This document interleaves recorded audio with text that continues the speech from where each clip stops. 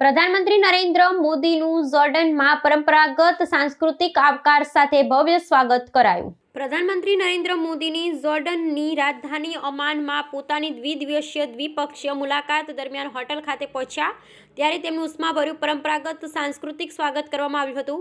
પ્રધાનમંત્રી માટે આયોજિત આ આવકાર સમારોહમાં ભારતીય શાસ્ત્રીય નૃત્ય પ્રકારોના સુશોભિત આયોજન સાથે રંગીન કાર્યક્રમ રજૂ કરવામાં આવ્યો, જેમાં ભારતીય મૂળની નૃત્યાંગનાઓએ ઉપસ્થિત પ્રજાજનો સામે પોતાના કલાત્મક પ્રદર્શનથી સૌનું મન મોહી લીધું.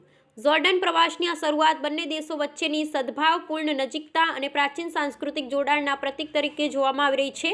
આ પ્રવાસ જોર્ડનના રાજા અબ્દુલ્લા દ્વિતીય બિન અલ હુસેનના આમંત્રણ પર યોજાયો છે અને ભારત જોર્ડન વચ્ચે રાજદ્વારિક સંબંધોની 75મી વર્ષગાંઠની પાવન પ્રસંગ સાથે સહયોગ પામે છે. પ્રધાનમંત્રીની આ મુલાકાત દરમિયાન બંને દેશના નેતાઓ દ્વિપક્ષીય, રાજકીય, આર્થિક અને પ્રાદેશિક સહકારી વ્યાપક સમીક્ષા તથા પશ્ચિમ એશિયાની સ્થિરતા અંગે વિચારોના વિનિમય માટે બેઠક કરશે તેમજ વ્યાવસાયિક પ્રતિનિધિઓની ઉપસ્થિતિમાં સંયુક્ત ઉદ્યોગ સંવાદમાં ભાગ લેશે. જોર્ડનમાં વસતા ભારતીય મૂળના નાગરિકો માટે પણ આ પ્રસંગ વિશેષ ગૌરવનો વિષય બન્યો છે, કારણ કે તેમને પોતાના મૂળ દેશના પ્રધાનમંત્રી સમક્ષ ભારતીય પરંપરાઓને રજૂ કરવાની અનોખી તક મળી છે.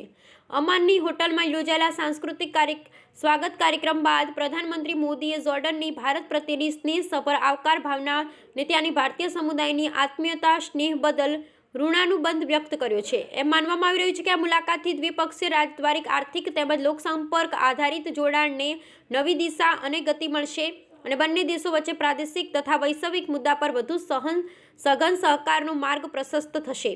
પ્રધાનમંત્રીના આ યાત્રા સમાપ્તિ સુધી વિવિધ વિસ્તરીય મુલાકાતો, નીતિપરક ચર્ચાઓ અને ભારતીય સમુદાય સાથેના સંપર્ક કાર્યક્રમો દ્વારા ભારત જોર્ડન સંબંધોને વધુ મજબૂત બનાવવાનો પ્રયત્ન કરવામાં આવશે.